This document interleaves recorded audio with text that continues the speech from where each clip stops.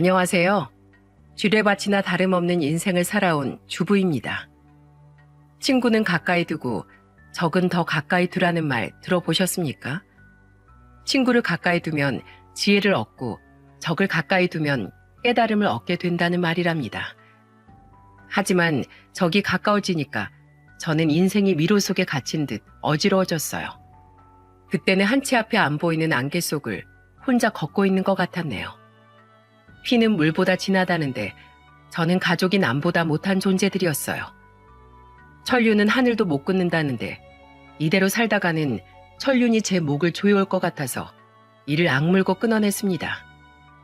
저를 보고 지독한 연이라고 할 수 있겠지만 제 사연을 들어보시면 제 심정을 이해하실 거예요. 오죽하면 제가 천륜을 끊어냈겠어요. 파란만장했던 제 인생 스토리 한번 풀어보겠습니다. 제 기구한 운명의 시작은 바로 엄마로부터 시작됐어요. 용족공이었던 아버지는 참 성실한 분이셨는데 가족들을 위해서라면 밤잠을 줄여가면서 일만 하던 분이셨죠. 성실하고 자상한 아버지 덕분에 부족하지 않게 내 식구가 행복하게 살고 있었어요. 그런데 평범하고 소소한 행복을 깬 사람은 다름 아닌 엄마였습니다. 제가 고등학교를 다니고 있을 때 엄마가 낯선 남자와 바람을 피고 있다는 걸 아버지가 알게 되신 거예요. 평생 가족들을 위해서만 살던 아버지는 배신감에 치를 떠셨어요. 지금도 아버지가 엄마와 다투던 때가 생각이 나요. 학교를 마치고 돌아왔는데 부모님은 제가 온 줄도 모르고 언성을 높이면서 싸우고 있었죠. 그런데 엄마는 집안을 풍비박산 내놓고도 뻔뻔하게 아버지를 보면서 소리쳤어요.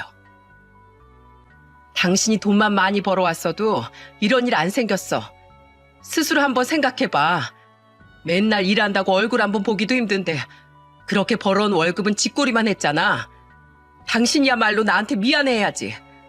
그 쥐꼬리만한 월급으로 내 식구 생활한 게 얼마나 대단한 건데.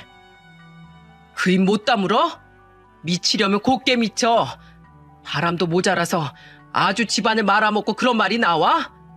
입이 두 개라도 할 말이 없어야 정상이지. 당장 내 집에서 나가. 이 집에서 아무것도 챙기지 말고 몸뚱이만 나가. 당장 나가. 저는 그때 얼른 방으로 숨었고 아버지는 엄마를 집 밖으로 쫓아내려고 끌어내셨어요. 그날 이후 아버지는 큰 충격에 힘들어했지만 오빠 저를 보면서 힘을 내려고 했습니다. 그렇게 저희 남매는 아빠 사랑 덕분에 대학교까지 무사히 졸업할 수 있었어요. 아버지 혼자서 저와 오빠를 이만큼이나 키워주셨다는 게 참 대단하다는 생각이 들 정도예요. 대학교를 졸업하고 좋은 회사에 취직까지 할 수 있었던 건 다 아버지 덕분이라고 생각했어요. 그런데 제가 성인이 된 후부터 일이 잘 풀리기 시작하자 뜻밖의 인물이 나타나기 시작한 겁니다.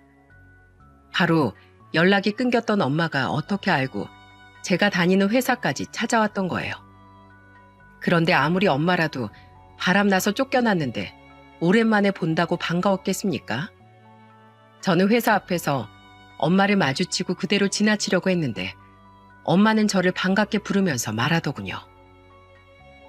민영아, 오랜만이라서 엄마 얼굴도 못 알아보는 거야? 엄마야. 뭐야? 왜 아는 척이야? 이것 봐. 너 아직도 이 엄마를 오해하고 있으니까 내가 대화 좀 하려고 일부러 온 거잖아. 나도 그때 사기당한 거야. 대체 무슨 오해? 그럼 엄마가 바람핀 건 잘한 거야?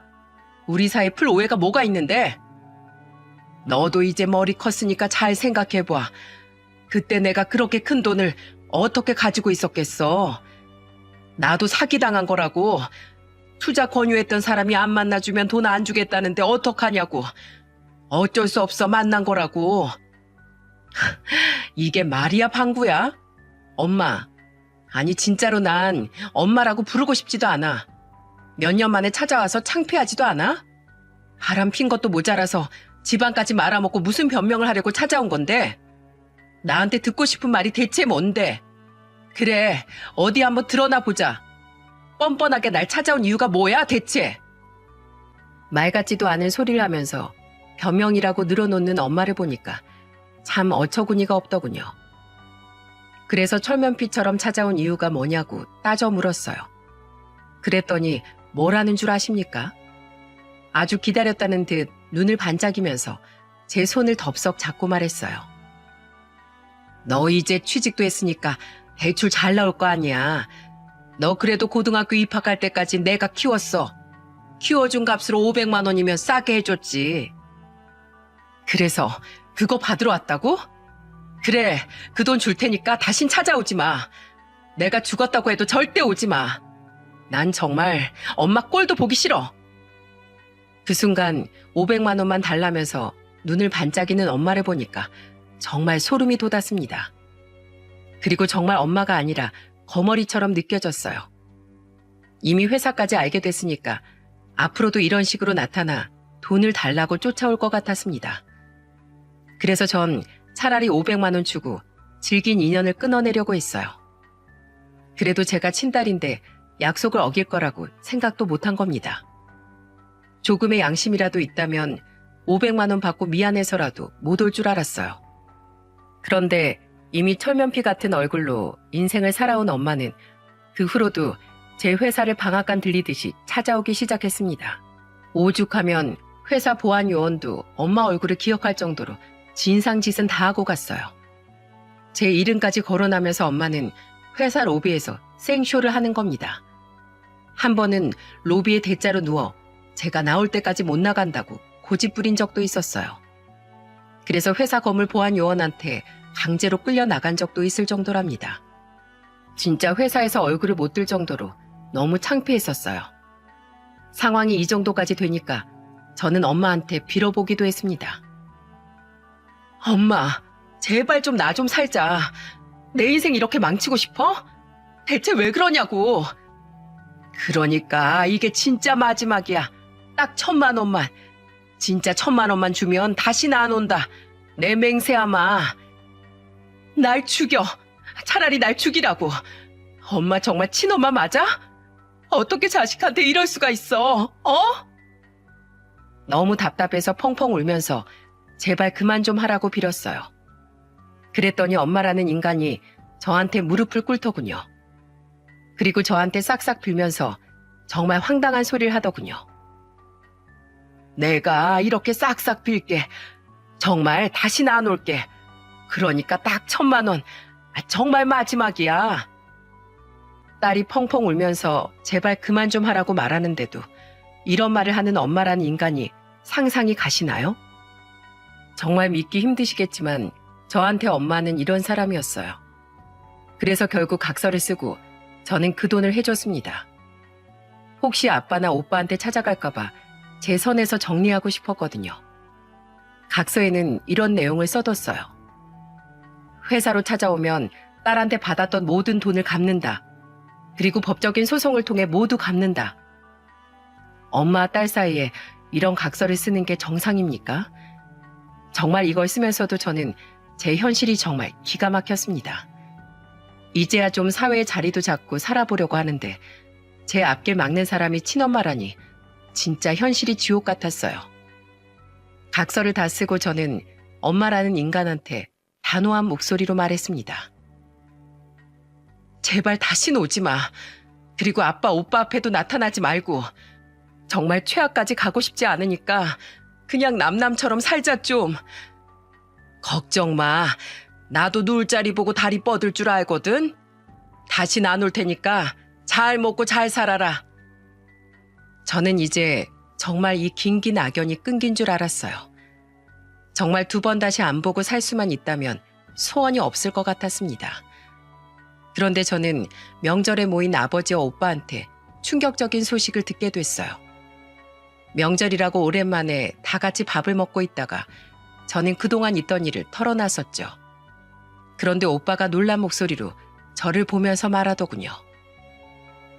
뭐? 너한테도 갔어? 나한테도 와서 내 결혼자금 다 뜯어갔어. 오빠한테도 갔었다고? 나한텐 절대 안 나타날 거라고 했는데?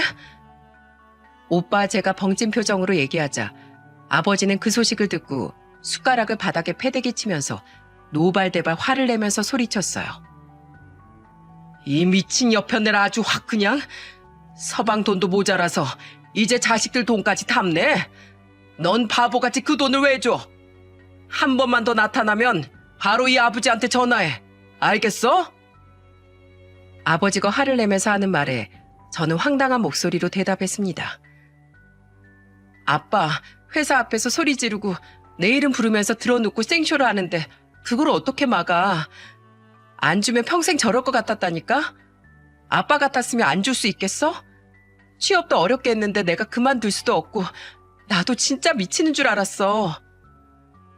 그러자 오빠도 정말 미치는 줄 알았다면서 그 당시 돈을 주는 거 말고는 방법이 없었다고 맞장구를 쳤습니다. 심지어 오빠한테는 3천만 원을 금방 갚겠다고 하면서 빌려갔던 거예요. 그리고 그대로 아들 돈까지 떼먹은 사람이 엄마라는 인간이었어요. 이 정도면 천륜을 끊어낼만 하지 않습니까? 이 사건 이후로 엄마는 가족들 주변에 나타나지 않았어요. 그래서 저는 오빠랑 비싼 돈 들여서 악연과도 같은 천륜을 끊어낸 거라 생각하려고 했습니다. 정말 없는 이만 못한 엄마의 밑바닥을 보고 미운 정마저 떨어진 때였거든요. 그 후 저는 다시 평범한 회사 생활을 할 수 있었습니다. 그러다 30대 중반쯤 됐을 때 한 친구의 소개로 남편을 만나게 됐던 거예요. 직업이 한의사였던 남편은 정말 모범적이고 누가 봐도 100점이라고 할 만큼 인성도 훌륭했어요. 그런 남편과 1년 정도 연애하다가 결혼까지 결심하게 됐었죠. 그런데 그때 결혼 준비하는 과정에서 시댁에 갔다가 깜짝 놀라고 말았어요. 꼭 시댁에 뭐라도 훔치러 온 사람을 보는 것처럼 저한테 공격적으로 물어보셨거든요. 저를 마치 취조라도 하듯 이런 질문을 했어요. 지금 회사가 땡땡땡이라고 했나? 네, 그 회사 다니고 있습니다. 그래, 회사는 뭐 나쁘지 않네. 근데 회사 아무리 좋아도 한의사랑 월 수입 차이가 꽤 큰 거 알고 있지? 네, 그 부분은 충분히 다 인지하고 있습니다. 옛날처럼 무조건 남자가 더 벌어야 하는 시대도 아닌데 여자도 경제력이 있어야지. 나도 남편 우리 아들 5학년 때 죽고 혼자 뼈 빠지게 키웠어. 그래서 여자도 경제력이 있어야 한다고 하는 거야. 그래서 난 그쪽이 며느리 될 자격이 있는지 좀 봐야겠어. 시모는 절 처음 보자마자 며느리 될 자격이 있나 봐야겠다면서 단호하게 말했어요. 처음엔 당황스럽긴 했는데 남편과 사별하고 혼자서 힘들게 키워서 며느리를 세세하게 따지나 보다 생각했습니다. 곧이어 시모는 호구 조사를 하기 시작했어요. 아버진 지금 뭐 하셔? 아버지 지금 은퇴하시고 소일거리 위주로 하면서 지내세요. 그래, 뭐 일하고 계시다니 다행이네. 그럼 엄마는 뭐 하시고? 저는 엄마는 뭐 하냐고 묻는 시모 물음에 말문이 턱 막혔습니다. 다른 질문은 어렵지 않았는데 엄마 뭐 하냐는 질문에서 입을 꾹 다물게 된 거예요. 그러자 시모는 어이없는 목소리로 저를 재촉하면서 물었습니다. 뭐 어려운 질문도 아닌데 왜 말을 못해? 돌아가셨어? 아니요. 지금 살아는 계시는데 같이 살고 있진 않습니다. 그게 무슨 말이야? 설마 이혼하신 거야? 네, 이혼했습니다. 뭐? 그럼 너 이혼 가정에서 자란 거야? 시모는 놀란 표정으로 이혼 가정에서 컸냐면서 묻더라고요. 저는 그 질문에 정말 할 말이 없었습니다. 사실 부모님 이혼이 제 탓은 아니지 않습니까? 정말 이걸 뭐라고 말해야 되나 답답하던 순간 잠시 자리를 비웠던 남편이 와서 시모를 말리면서 말했어요. 엄마, 왜 가정사를 그렇게 막 물어보는 거야? 이거 너무 예의가 아니지? 앞으로 우리 며느리 될 사람이니까 확실하게 알아보고 가야지. 혹시 뭐 두 분 중에 누가 바람이라도 핀 거야? 갑자기 전곡을 정확히 찌르는 질문에 제 입은 더 굳게 닫혔어요. 그러자 시모는 무언가 눈치를 챘는지 화를 내면서 말했습니다. 말 없는 거 보니까 맞나 보네. 이혼 가정에서 자란 애들은 질이 안 좋다는데 왜 또 이혼 가정이야? 이걸 결혼을 시켜 말어. 아유, 마음에 안 들어. 시모가 고개 숙인 저를 보고 답답하다는 듯 손부채질까지 하면서 화를 냈어요. 그러자 남편은 고개 숙인 저를 보고 어깨를 다독이면서 시모를 보고 당당하게 말했습니다. 엄마, 왜 민영이한테 그래요? 그렇게 따지면 홀어머니 둔 나도 떳떳한 거 없어요. 아무리 부모님이라도 이혼 문제를 자식이 어쩔 수 있겠어요? 이대로면 나도 밖에서 홀어머니 둔 걸로 다 꼬투리 잡혀요. 넌 쟤랑 다르지. 넌 전문직이잖아. 아무리 전문직이라도 홀어머니 있다고 하면 여자들 다 도망가요. 요즘 세상에 며느리들이라고 안 따지겠어요? 그러다 나중에 시어머니 대접 못 받으려면 어쩌려고 그래요? 안 해줘도 상관없어. 내가 뭐 대접해달래? 엄마도 나이 많이 드셨잖아요. 지금 65세가 넘어가시는데 더 나이 들고 그때 무시당하면 서러우실 거잖아요. 그러니까 서로서로 잘 지내봐요. 조금씩 이해하면서 지내면 되잖아요. 시모는 남편의 말에 뾰로통한 표정까지 짓더라고요. 처음 시댁에 방문했다가 시모의 질문세례에 정신을 못 차릴 정도였습니다. 그렇게 겨우 빠져나왔는데 남편은 제 손을 꼭 잡으면서 말했습니다. 오늘 긴장 많이 했지? 걱정하지 마. 혹시라도 엄마가 뭐라고 하면 내가 지켜줄게. 그래도 이렇게 제 옆에서 든든하게 말해주는 남편이 있어서 확신을 얻을 수 있었어요. 그때까지는 아들 훌륭하게 키워낸 시모가 좋은 며느리를 얻고 싶어서 저렇게 날선 질문을 했던 거라고 생각했습니다. 하지만 시모는 좋은 며느리가 아니라 그냥 눈에 넣어도 안 아픈 아들을 뺏기고 싶지 않았던 거였어요. 이것도 모르고 저는 남편과 행복한 미래를 꿈꾸면서 결혼식을 올렸던 겁니다. 본심은 겪어봐야 안다더니 정말 사는 동안 순간순간 너무 힘들었어요. 제가 남편과 결혼하고 시모한테 가장 먼저 들었던 말이 어떤 건 줄 아십니까? 굳이 절 따로 불러서 시모는 단호한 목소리로 말하더군요. 우리 아들 결혼 전에 통장 관리 내가 했던 거 알지? 그래도 결혼했으니까 아들 통장 넘겨주긴 할 건데 한 달에 100만 원씩 나한테 꼭 보내. 네? 100만 원씩이요? 왜? 못 보내? 네 돈도 아니고 우리 아들 돈인데 왜 못 보내? 아니에요. 우선 저 남편하고 잘 상의 좀 해볼게요. 솔직히 아무리 시모라도 한 달에 100만 원씩 용돈을 드리는 문제를 저 혼자 결정할 수 없었어요. 그래서 저는 그날 저녁 남편과 이 문제에 대해 진지하게 의논했답니다. 그러자 남편은 제가 시모와 있었던 일을 듣고 잠시 생각에 잠겼어요. 그리고 결심한 듯 남편은 단호한 목소리로 말했습니다. 여보, 그러면 이렇게 하면 어떨까? 우리 엄마만 드리지 말고 공평하게 양가에 50만 원씩 보내드리자. 정말? 그래도 괜찮겠어? 어머님은 100만 원 달라고 하시던데. 에이, 어떻게 우리 엄마만 챙겨. 장인어른도 이젠 나한테 아버지나 다름없는 분인데. 그러니까 양가 부모님께 50만 원씩 보내드리는 걸로 하자. 결국 남편과 상의 끝에 양가 부모님께 50만 원씩 드리는 걸로 결정하게 됐어요. 저는 이때 남편이 친정아빠를 신경 써주는 게 고마웠습니다.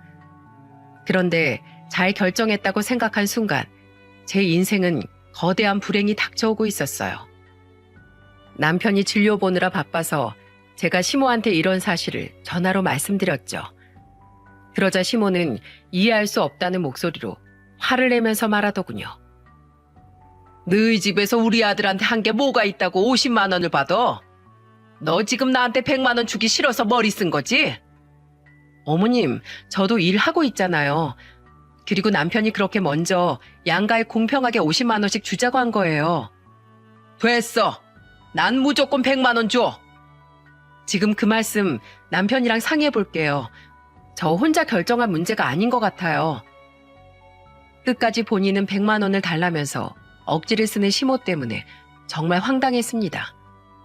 그래서 남편한테 시모 의견을 전달했더니 남편은 결국 직접 시모한테 전화했어요.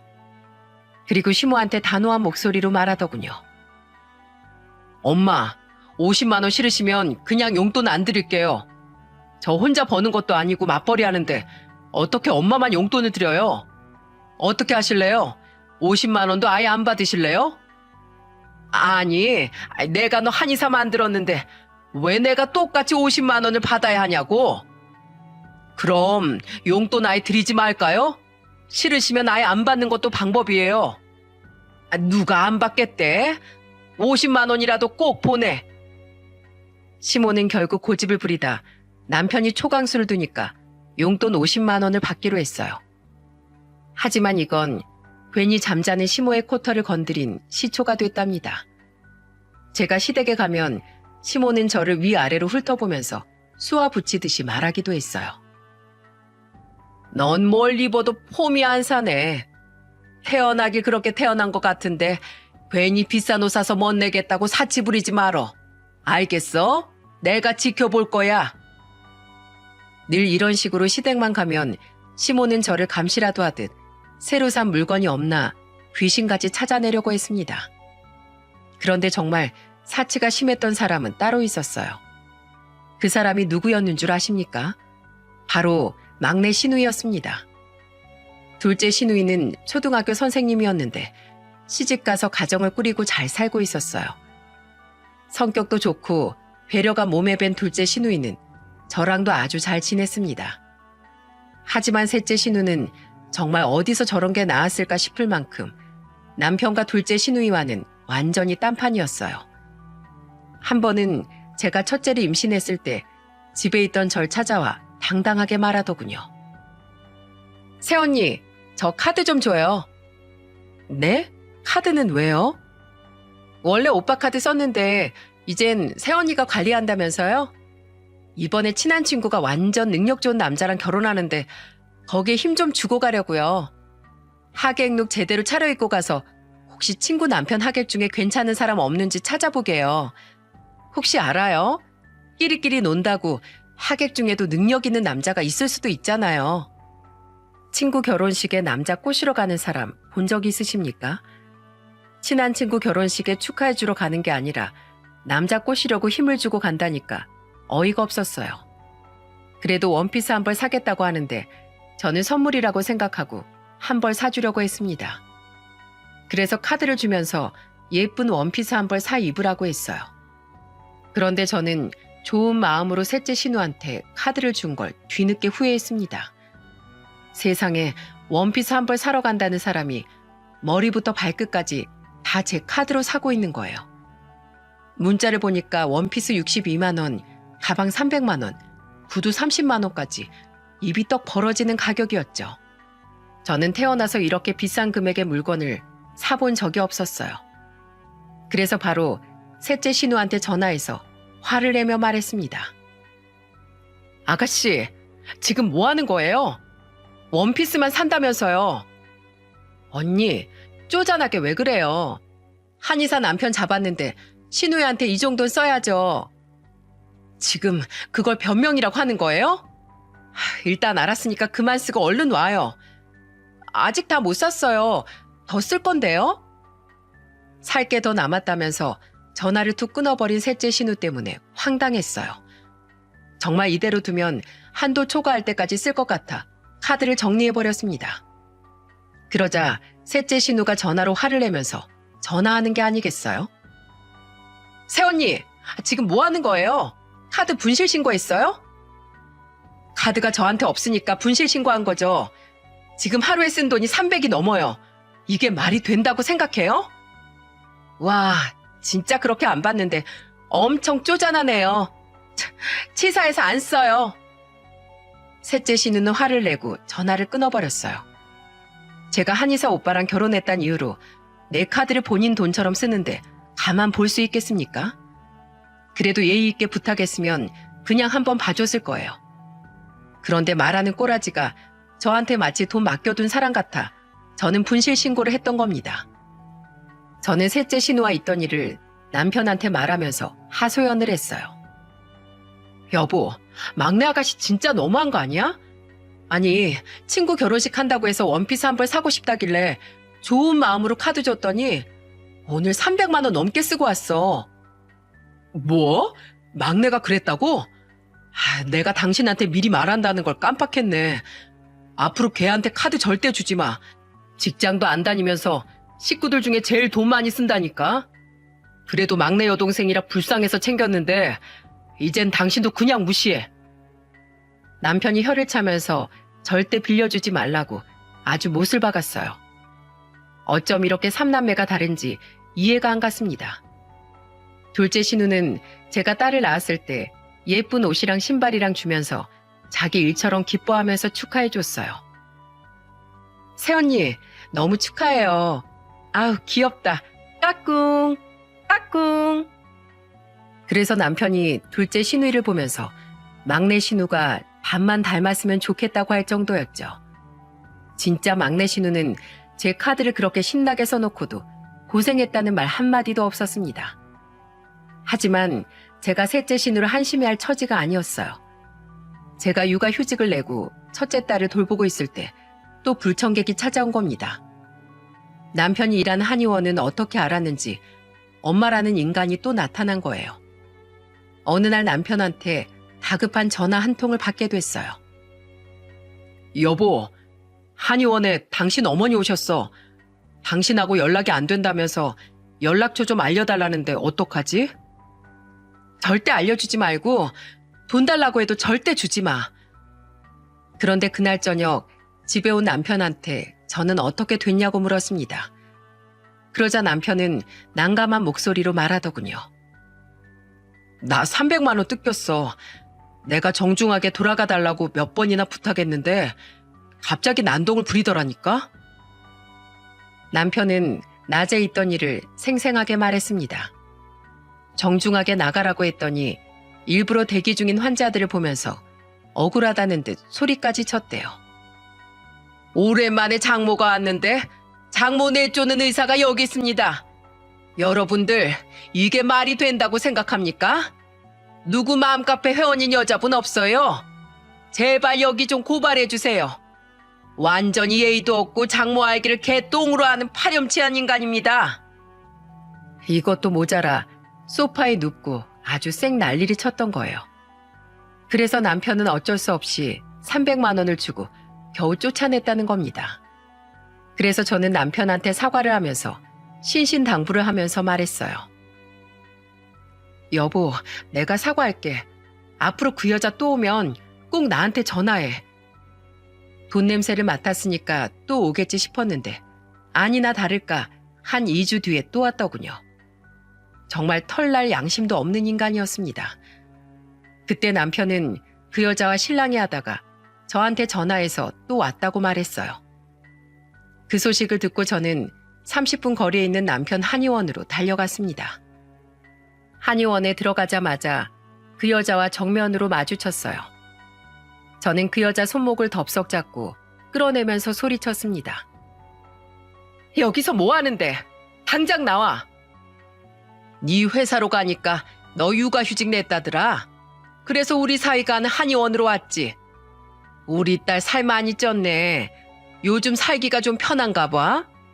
아유, 이 엄만 밥도 못 먹고 다니는데.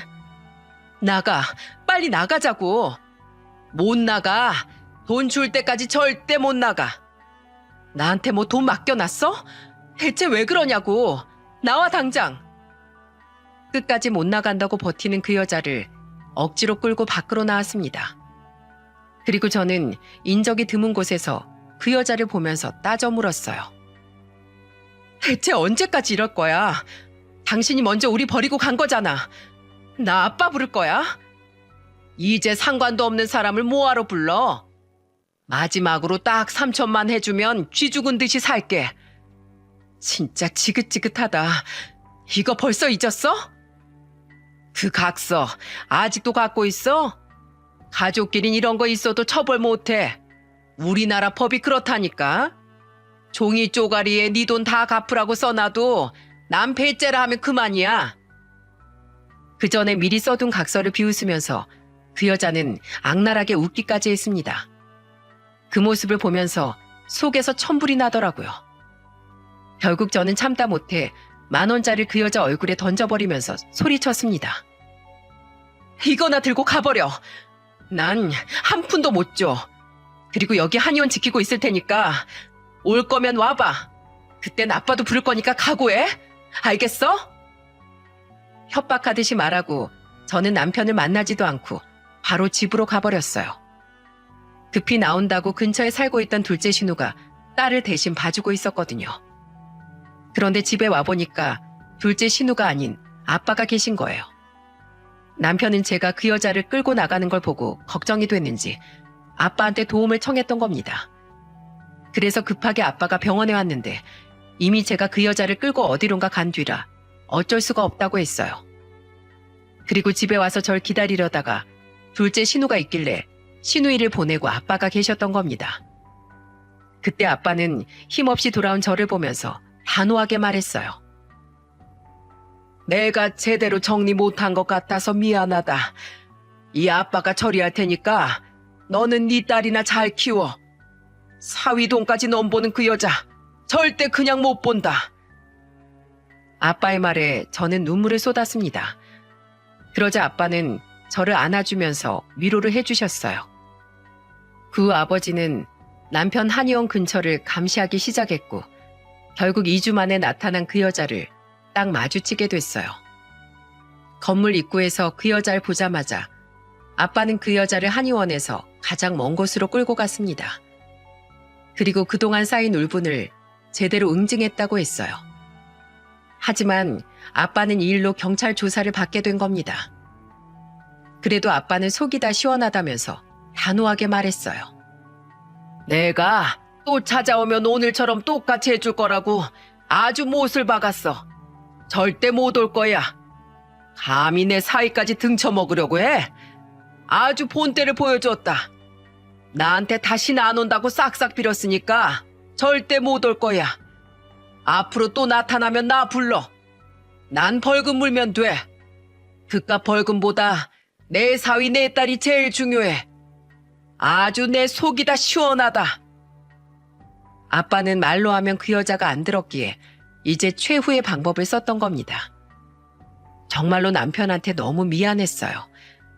그때 시모와 셋째 신우도 눈에 불을 켜고 남편 돈을 노렸는데 이제는 과거 엄마였던 사람까지 나타나니까 면목이 없더라고요.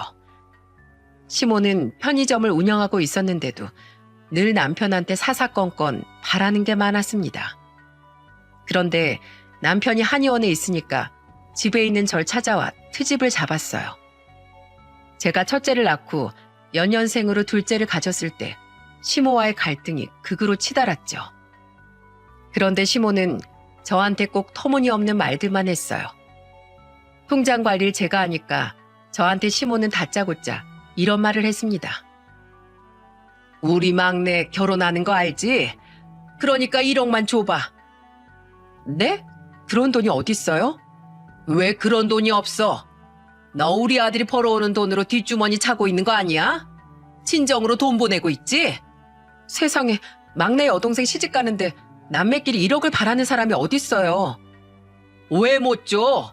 우리 아들 통장 내가 관리할 땐 다 가능했다니까.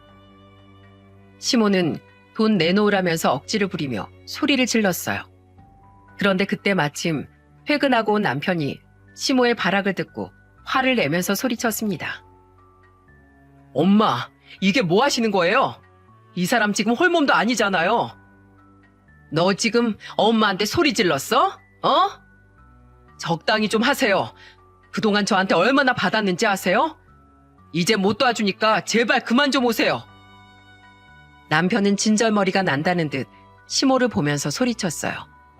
그런데 그 순간 저한테 불똥이 튀더니 시모는 저한테 소리를 지르면서 말하더군요. 네가 우리 아들, 우리 집안에 이간질 시킨 거지? 안 그러면 우리 아들이 나한테 이럴 리가 없어. 제발 그만 좀 하시라고요. 당장 제 집에서 나가세요. 나가요. 제가 둘째를 임신하고 7개월 차였는데 시모는 아주 집을 뒤엎고 갔어요. 그때 남편은 시모를 내쫓고 저를 챙기면서 말했습니다. 몸은 괜찮아? 많이 놀랬지? 아니야, 당신도 힘들잖아. 내가 좀 더 신경 써야 했는데 요새 한의원이 바빠서 소홀했어. 미안해. 저나 남편이나 정말 엄마라는 인가들 때문에 골치 썩고 사는 건 비슷했어요. 그래도 저는 아빠의 응징으로 질긴 악연이 끊겼지만 시모는 둘이 같이 감당해야 할 숙제였습니다. 그러던 어느 날 돌이킬 수 없는 사고가 터지고 말았어요. 어느 날 갑자기 집에 있는데 시모한테 한 통의 전화가 걸려왔어요. 저는 무슨 일로 또 전화를 하나 싶어서 받아보니까 시모는 평소 같지 않은 목소리로 말하더군요. 이해, 너 오늘 생일이라면서? 이따 저녁에 집으로 좀 와. 네? 제 생일을 기억하세요? 내가 며느리 생일 까먹을까봐. 너 결혼하고 한 번도 생일 못 챙겨줬으니까 이번엔 챙겨주려고. 저녁에 집으로 좀 건너와. 갑자기 제 생일을 챙겨주신다고요? 얜 속고만 살았나? 이제 좀 너랑 좀 잘 지내보려고 그러지. 그러니까 7시까지 집으로 좀 와라. 대신 네 남편 데리고 오지 말고 너만 와. 저녁이면 가족들하고 같이 밥 먹는 게 좋지 않을까요? 네 생일도 챙기면서 너랑 둘이 얘기 좀 하려고 그러지. 그러니까 꼭 혼자 와. 꼭 혼자 오라면서 신신당부하는 시모의 말에 저는 일단 알겠다고 했어요. 그래도 저는 왠지 좀 이상해서 시댁으로 가는 길에 남편한테 전화를 걸었습니다. 그리고 남편한테 시모와 했던 말을 전하면서 조심스럽게 말했어요. 여보, 어머님이 갑자기 연락하시더니 당신한테 말도 하지 말고 나만 오라고 하셨어. 내 생일 챙겨주는 거라고 하셨는데 왠지 좀 찜찜해서. 우선 7시까지 오라고 하셔서 지금 어머니 집에 가고 있으니까 그렇게 알고 있어. 분명히 둘이 얘기하자는 거 보면 뭔가 있는데. 일단 가고 있어. 내가 퇴근하고 엄마 집으로 바로 갈게. 남편도 좀 의심스러웠는지 시댁으로 오겠다고 하더군요.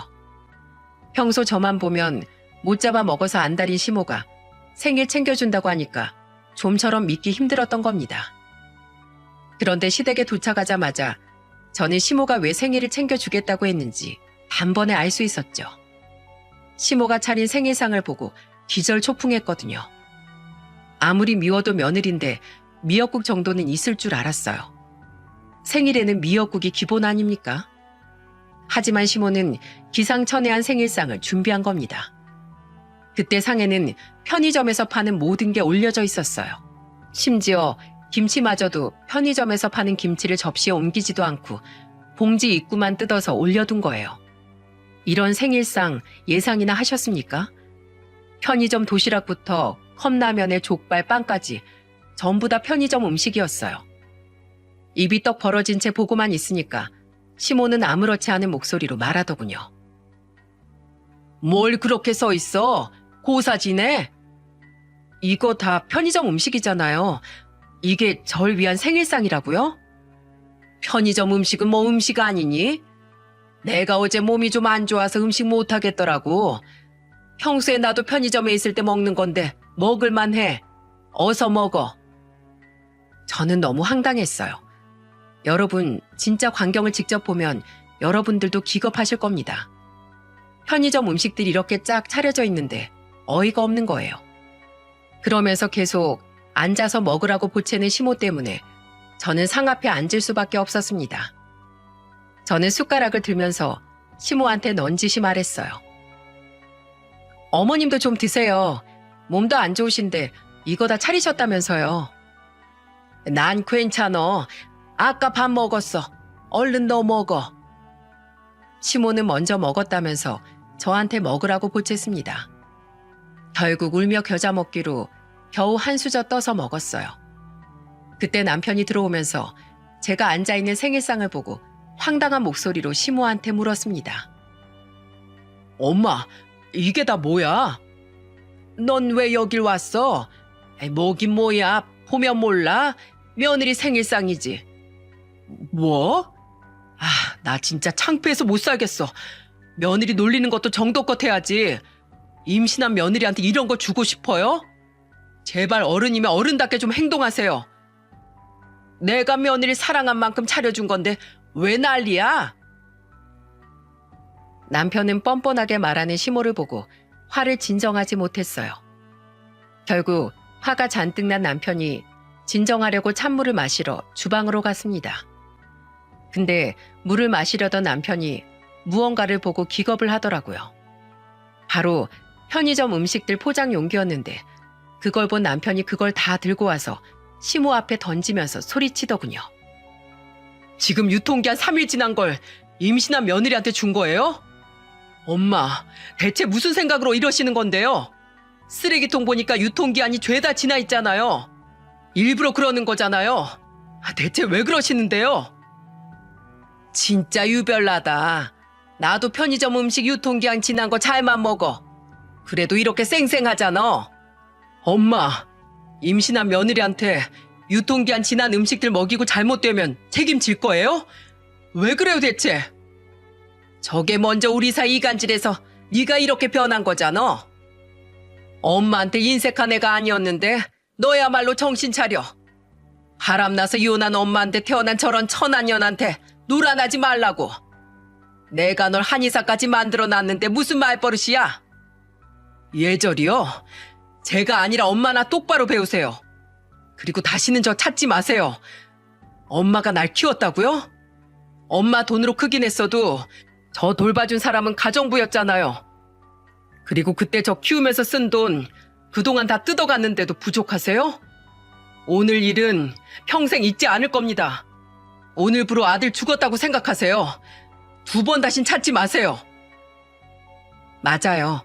시모는 그동안 제가 남편과 시댁 식구들 사이를 이간질하고 있다고 생각한 겁니다. 심지어 제가 바람난 여자한테 태어났다고 천한년이라는 말까지 서슴지 않고 내뱉더군요. 그때 정말 시모의 말에 서러워 눈물이 맺혔습니다. 그때 남편은 제 손을 잡고 시댁을 나와버렸고요. 그리고 집으로 돌아가는 내내 남편은 저한테 미안해서 눈물까지 흘렸습니다. 그러면서 저한테 계속해서 울면서 말했어요. 정말 미안해. 당신 잘 지켜주겠다고 장인어른하고 약속했는데 남편 역할도 제대로 못했어.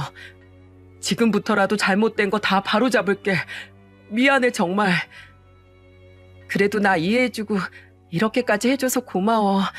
난 괜찮아. 아니야. 내가 지금 다 바로잡을 거야. 정말 이제 실망시키는 일 없을 거야. 그날 이후 남편은 완전히 180도 달라지기 시작했습니다. 그동안 시모한테 주던 용돈, 그리고 남편이 내주던 보험료를 전부 끊어버린 거예요.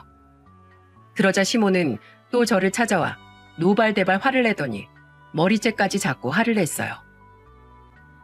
야, 또 너지? 우리 아들한테 나한테 주는 돈 전부 끊으라고 했지? 아! 경찰 부르기 전에 이거 안 놔요? 그때 남편이 휴진이라 집에 있었는데 그것도 모르고 시모가 쫓아왔던 겁니다.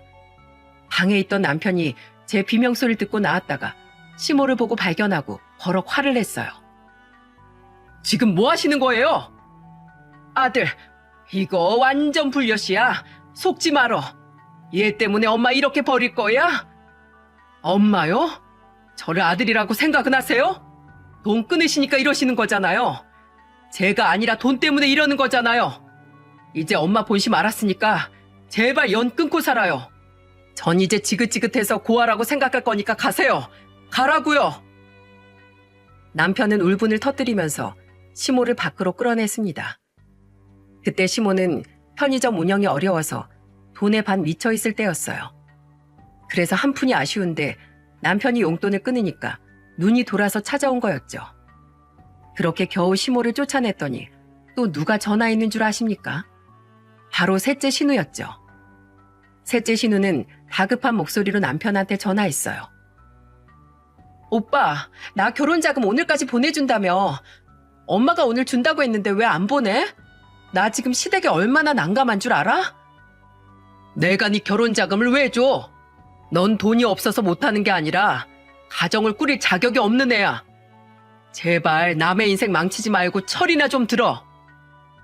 남편은 전화를 끊어버렸고 또 전화가 오자 아예 차단을 해버렸습니다. 그 후 남편과 저는 이사까지 하면서 아이 시댁과 연을 끊어버렸어요. 그렇게 남편이 경제적 지원을 끊으니까 시모는 편의점을 팔아넘겼더군요. 그런데 시모가 편의점 팔고 생긴 돈을 셋째 신우가 싹 털어간 거예요. 그제야 시모가 저한테 전화를 했지만 저는 아예 받지도 않았습니다. 그 후 2년 동안 시모를 완전히 끊어내자 이제 완전 남남이 됐어요. 그러자 이제는 제가 전화를 피하는 걸 알고 번호를 바꿔서 전화를 한 겁니다. 그러면서 저한테 울면서 말하더라고요. 얘야, 내가 미안하다. 내가 정말 믿었던 딸한테 배신당하고 네 생각 많이 났어. 내가 미안하구나. 우리 손녀 좀 보여주면 안 될까? 손녀요? 어머님, 직접 뵙기는 좀 그렇고 사진 보내드릴게요. 꼭 좀 자세히 보세요. 지금 보내드린 이 손주가 세상에 나오지 못할 뻔했던 손녀예요. 너무 예쁘죠? 아이고, 사진 보니까 널 닮아서 참 예쁘다. 나 정말 한 번만 볼 수 있게 해줘. 나 다시는 안 그럴게. 아니요, 절대 안 만날 거예요. 저 임신했을 때 머리채 잡고 끌고 다니신 거 잊으셨어요? 그리고 유통기한 지난 음식까지 주셨잖아요. 조금의 양심이 있으면 전화하지 마세요.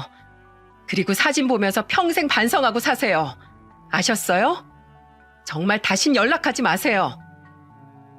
시모는 결국 온 가족한테 버림당하고 혼자 남자 그제야 절 찾더군요. 막내 신우가 아예 시모 재산을 들고 결혼하겠다면서 잠적을 한 겁니다. 혼자서 외롭고 처절한 인생을 살고 있던 거예요. 나중에 알고 보니까 남편은 시모 손에서 자란 것도 아니고 남의 손에 큰 거나 다름없다고 했어요. 시모는 가정부한테 애들을 맡겨놓고 이 남자 저 남자 만나고 다녔다고 하더군요. 그래서 남편은 저희 아이들은 엄마 손에 자랐으면 좋겠다고 말할 정도였답니다. 그만큼 본인이 외롭게 컸으니까 하는 말 같아 마음이 아팠어요. 그래서 저는 회사를 그만두고 두 딸을 키우면서 살고 있답니다. 지금은 시모와 인연을 끊었지만 언젠가 또다시 만날 운명이라는 건 알고 있었어요. 하지만 저는 시모와 천륜이 아니기 때문에 두 번 다시 안 보고 싶습니다. 남편도 제 마음 편한 대로 하라면서 얘기해줬어요. 지금도 우리 둘째를 보면 시모 생각이 나서 두려울 때가 있습니다. 아이를 잃을지도 모른다는 두려움에 출산 전까지 바짝 긴장했었거든요. 그래서인지 정말 시모를 다시는 보고 싶지 않네요. 이렇게 사연을 보낸 것도 얼마 전 둘째 생일을 보내면서 지난 일이 떠올랐기 때문이에요. 그래서 정말 고부 갈등을 극한까지 겪었던 저를 보시고 다른 분들은 지혜롭게 이겨내길 바랍니다. 며느리는 가족이지 아들 뺏으러 온 도둑이 아니랍니다. 부디 며느리도 사랑하는 가족으로 넓게 품어주셨으면 좋겠어요. 자식이 행복한 가정을 꾸리고 사는 걸 보면 행복하지 않겠습니까? 그러니까 며느리도 소중한 가족으로 생각하고 모두들 행복하셨으면 좋겠습니다. 제 긴 사연 들어주신 분들 중에 분란을 겪는 분이 있다면 지혜롭게 이겨내시길 바랄게요. 모두들 행복하세요.